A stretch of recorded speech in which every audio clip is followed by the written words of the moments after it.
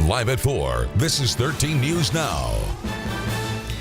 Well, it's a problem many of us are faced with living near the coast, rising sea level and rising flood risks. Well, tonight you have the chance to meet with the experts to learn more about this problem and figure out what can be done to protect your property. 13 News Now reporter Stephen Graves spoke to some concerned homeowners, and he joins us live tonight from Virginia Beach ahead of the meeting. Stephen. Hey Janet, yeah, city leaders are saying come out. If you have a story, come out. Tonight is going to be at Kempsville High School. They're hoping people flood this meeting. The point of it really is to hear stories, legit stories from people who are living this through in the neighborhoods and just on their way to work. Tonight is about the Kempsville area, so the Elizabeth River watershed area, but we wanted to gauge how much of a problem this really is for residents, so we went out there today. We met Tom Whitworth. He's lived at a home on the Elizabeth River for at least a lot of years, since 1971. He says over that time, the rising tide has put him out of his home for months at times. It's caused tens of thousands of dollars to recover. Now tonight, he says this is the first time he recalls any effort like this from the city to hear his concerns. Whatever they could do to help keep the water out. I mean, we've discussed putting a fence, a concrete fence around the whole property to keep the water out.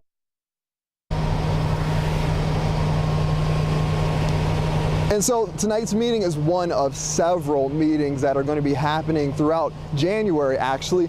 And the city is teaming up with Old Dominion University. And coming up at 5, you're going to hear from one of those professors and researchers who's going to be at the meeting tonight. Listen to what she's going to be listening for from residents, and we'll also tell you how these meetings fit into the bigger picture of how to deal with sea level rise and flooding.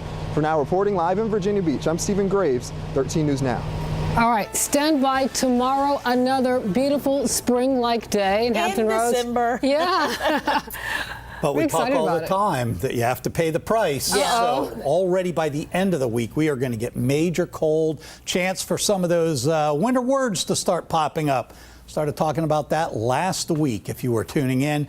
And yes, it's the 4-letter S word, maybe a 5-letter S word coming in as well. Get to that in a good 4-letter S word. Well, I guess some people wouldn't say it's all that good, but we'll take a look at that in a minute. As you can see, a little bit of activity down here way in southern North Carolina. You say, well, why are you showing that? Notice it's drifting to the north, but it's a long, long way away. The reason I'm doing that is the computers are saying that's going to be in here by evening.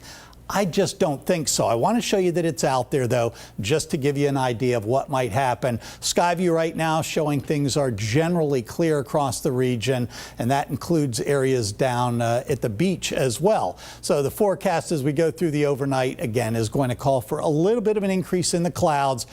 Temperatures tomorrow near 70. When I come back, I'll detail not just that big up, but the big downs that follow.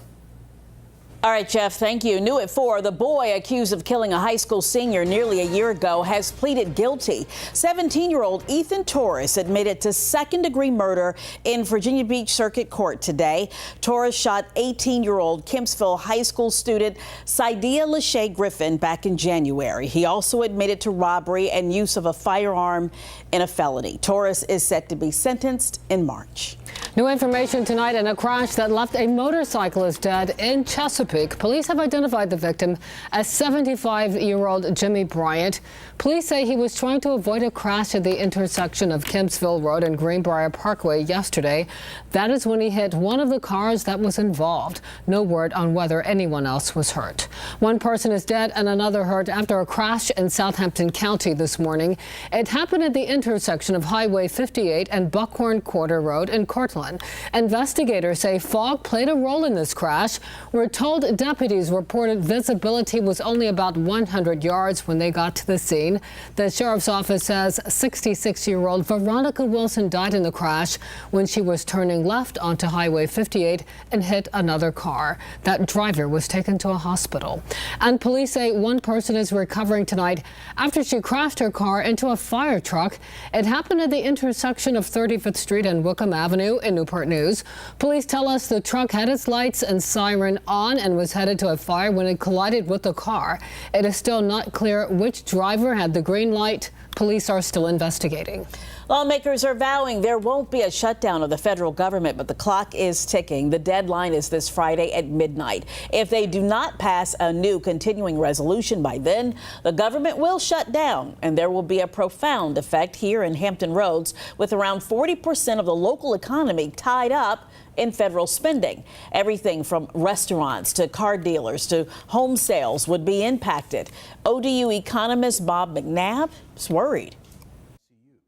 Having a shutdown is by no means good news for Hampton Roads. A short shutdown we could weather fairly well. It's 1 or 2 days, but if it extends into a week or two, then there would be real economic impacts.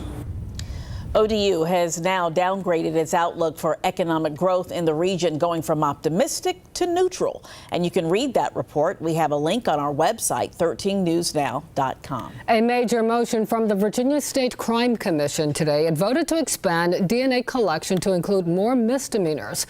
The parents of Hannah Graham pushed for the change. The UVA student was killed by Jesse Matthew 3 years ago.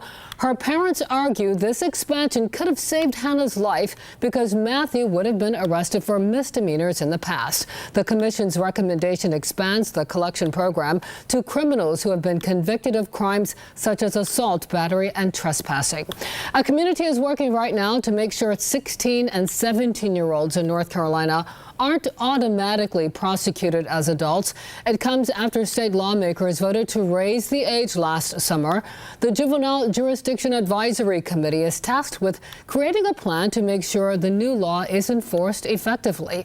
It goes into effect December 2019. A man accused in connection with a missing girl's death is back behind bars tonight with bond held steady at $1 million. Earl Kimbrey was in court today. He's charged with concealing a death and obstruction of justice in the disappearance of 3-year-old Mariah Woods. She went missing from her North Carolina home last month.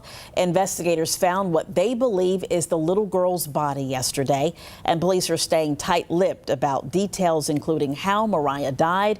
But prosecutors say more charges may be coming. Tonight, the City Council in Charlottesville will unveil a plan of action after a chaotic white nationalist rally that turned deadly 4 months ago. The city manager tells us the plan outlines what they've been working on in the wake of that rally and what still needs to be addressed. Just last week, a former federal prosecutor released a report on the Unite the Right rally. It found police failed to protect the public. 3 people died and several more were hurt when the ralliers and counter-protesters clashed in the streets.